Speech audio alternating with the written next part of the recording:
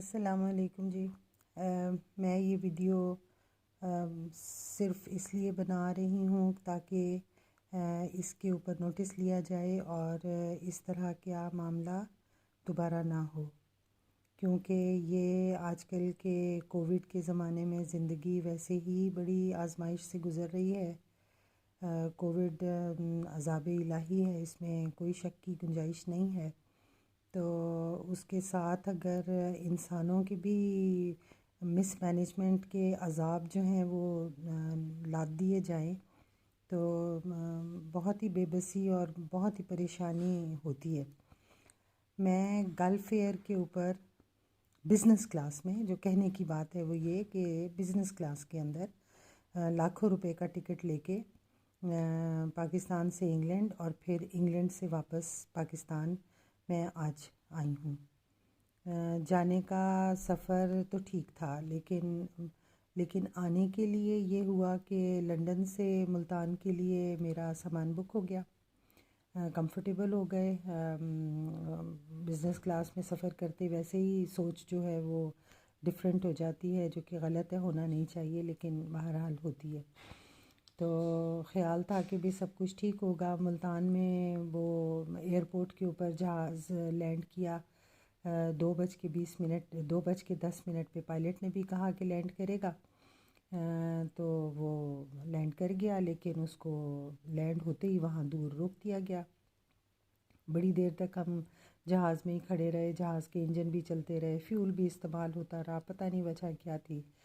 کوئی 20 منٹ کے بعد ایک گاڑی آئی اور اس کو ٹو بیک کر کے تو دوسرے رن وے سے وہ ٹیکسی کر کے تو ادھر تک پہنچا جہاں ٹنلز ہوتی ہیں، جہاں سے ہم الائٹ ہوئے جہاز سے۔ تو یہ ایک تو بڑی مس مینجمنٹ تھی، کوئی رش نہیں تھا ملتان کے ایئرپورٹ کے اوپر، صرف ایک ایئر عربیہ کا جہاز جو ہے وہ لوڈ ہو رہا تھا۔ تو ملتان کا انٹرنیشنل ایئرپورٹ کیا 2 جہازوں کو بھی ایک وقت میں مینیج نہیں کر سکتا؟ تو یہ ارباب اختیار کے لیے سوچنے کی بات ہے نا کہ اللہ خیر رکھے گا۔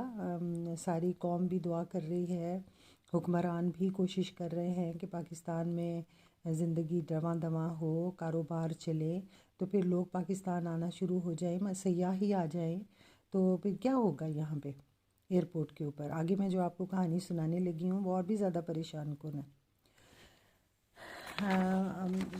ہم بالکل صحیح ٹائم پہ پہنچ گئے، سارا کچھ، امیگریشن بہت اچھی تھی۔ زندگی میں پہلی دفعہ احساس ہوا کہ امیگریشن جو ہے کچھ تھوڑا سا سلیقہ آ گیا، لیکن ابھی بھی کیو جمپرز تھے جن کو وردی والے آئے ہوئے تھے لینے کے لیے۔ یہ پتہ نہیں ہمارے ہاں سے بلا کب دفعہ ہوگی کہ وردی ہو یا بغیر وردی ہو، وردی والوں کو تو زیادہ قوانین کا پاس رکھنا چاہیے، کیونکہ وہ پاسدار ہیں قوانین کے۔ ہمیں بھی انہوں نے کہنا منوانا ہے تو پہلے خود مانیں گے تو ہم مانیں گے نا۔ تو جب سامان لینے کی باری آئی تو کھڑے کوئی گھنٹہ بھر اس کے بیلٹ کے پاس، مجھے لینے والے باہر جو ہے وہ الگ سوکھ رہے تھے۔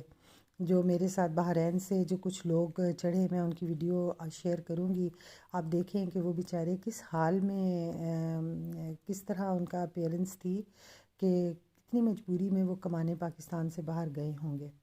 اور جمع جتھا انہوں نے جو بھی اپنا کیا، گھر والوں کے لیے خریدا، کچھ ڈیمانڈز ہوتی ہیں، کچھ ضروریات ہوتی ہیں، یہ بھی ناجائز ہیں کہ حق اتنی ان کی محنت کی کمائی جو ہے ان چیزوں کے اوپر اڑا دیں اپنے سٹینڈرڈ کو اونچا کرنے کے لیے۔ یہ کوئی طریقہ نہیں ہے سٹینڈرڈ اونچا کرنے کا۔ تو وہ بیچارے بھی کھڑے ہوئے تھے میرے ساتھ وہاں پہ، اور سامان نہیں آیا۔ میرے 2 بیگز تھے، کیونکہ فیلکن گولڈ کے اندر 32 kg ایچ کے 2 بیگز الاؤڈ ہوتے ہیں، لیکن میرا ایک 22 kg کا تھا اور دوسرا میرا 30 kg کا تھا۔ 22 kg والا تو آ گیا، لیکن 30 kg والے کے لیے ہم کھڑے رہے اور نہ آیا۔ اسی طرح وہ بیچارے بھی کھڑے ہوئے تھے۔ اب پتہ کیا لگا، ہم تو بڑے مایوس ہوئے کہ ہیں یہ کیا ہوا کنیکٹنگ فلائٹ کے اندر، اور وہ بھی گلف ایئر کے ساتھ، بڑا ریناؤنڈ گلف ایئر ہے، ایوارڈ وننگ کہتے ہیں جب بھی وہ اناؤنسمنٹ کرتے ہیں گلف ایئر میں، ان کا جو ایئر کرافٹ کا کرو سٹاف ہوتا ہے وہ کہتا ہے جی award winning airline Gulf Air. تو اوارڈ وننگ ایئر لائن کا اگر یہ معاملہ ہے تو ہم تو بڑے پریشان ہوئے. تو بیچارے جو مزدور ٹائپ لوگ بحرین سے چڑھے تھے، جن کی ویڈیو آپ آخر میں دیکھیے گا تو آپ کو پتہ لگے گا کہ میں کیوں ان کو بار بار اس طرح کہہ رہی ہوں. ان کے ساتھ مجھے زیادہ ہمدردی. ان میں سے ایک تو بالکل رونے والا ہو گیا. وہ کہنے لگا کہ میرا تو سارا جمع جتھا جو ہے وہ سامان کے اندر تھا، اب میں کیا کروں.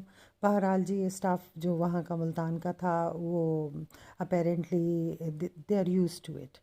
اپیرنٹلی وہ کوئی بالکل پریشان نہیں ہوئے. بہت اچھی طرح انہوں نے ہمیں ہینڈل کیا اور انہوں نے کہا کہ جی یہ صاحب کھڑے میں، آپ ان کو اپنا وہ لکھوا دیجئے تو یہ اس طرح ہو جائے گا. تو میں نے ان سے پوچھا، میں نے کہا کیا یہ روٹین ہے آپ کی ایسا ہونا؟ تو کہنے لگے کہ ہاں جی یہ گلف ایئر، یہ لیٹلی گلف ایئر والے جو ہے وہ ٹرانزٹ پیسنجرز کے ساتھ اس طرح کر رہے ہیں. ابھی آپ کے ساتھ ہی اسی جہاز میں کل کے لوگوں کے جو ہے وہ سامان آئے ہیں تو وہ ہم الگ کر کے تو ان کو دیں گے. اچھا اب بڑی پریشانی ہوئی.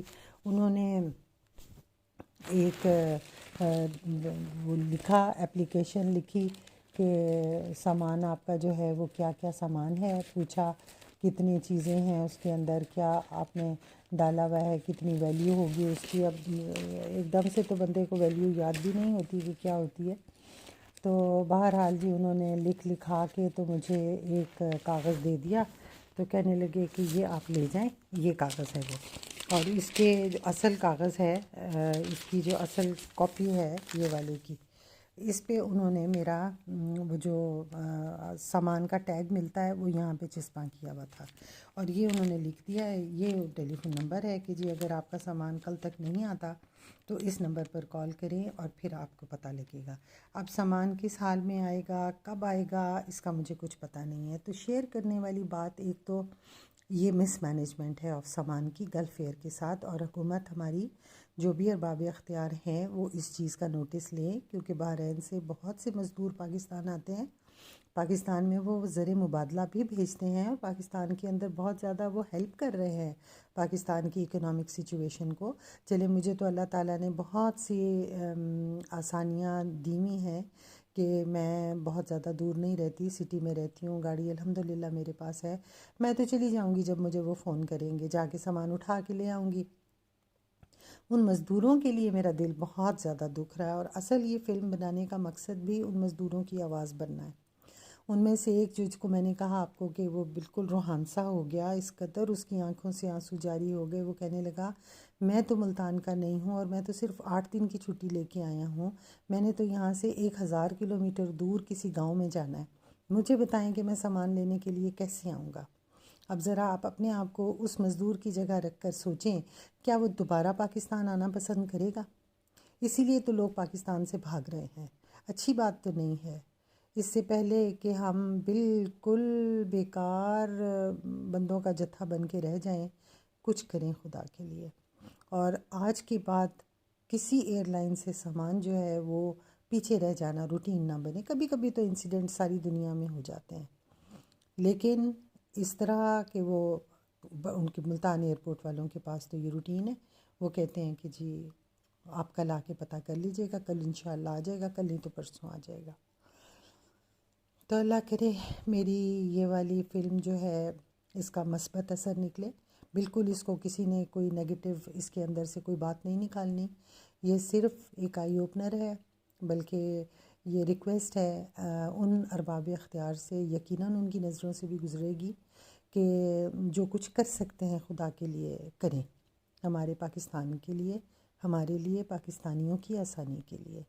اللہ آپ کا نگہبان ہو اور اللہ آپ کا مددگار ہو. السلام علیکم.